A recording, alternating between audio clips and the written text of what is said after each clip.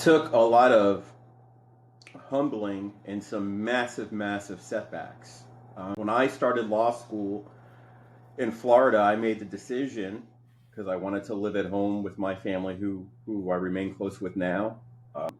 I wanted to go to law school at night and clerk in a law firm during the day, which I was already doing before I started law school.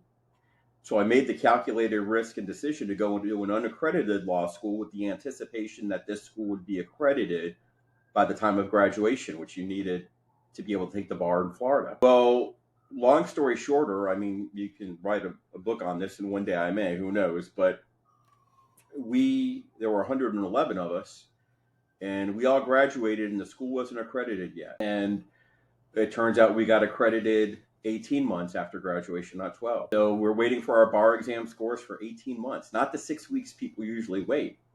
And then we had to wait another 6 months for the Supreme Court of Florida to make a decision. And they decided that the rule is the rule. It's black letter law established in precedent.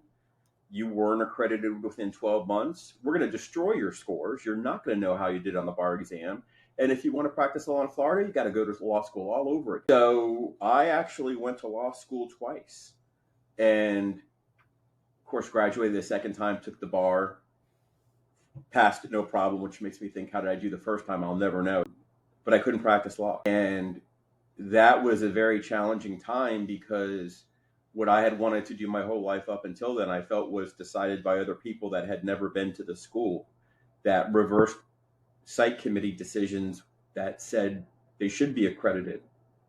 And going to law school a second time. So people ask me, Rod, would you do it if you had to do it all over again?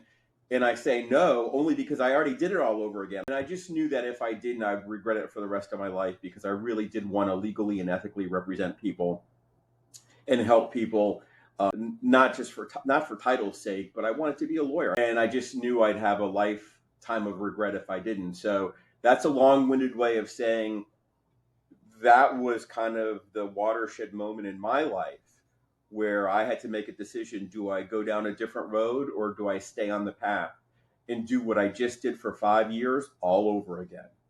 And I did. Thank you for listening to this episode of RVA Trial Lawyers, Virginia's trial lawyer podcast.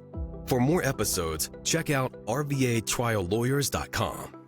If you enjoyed the podcast, we would greatly appreciate it if you subscribed and left us a review.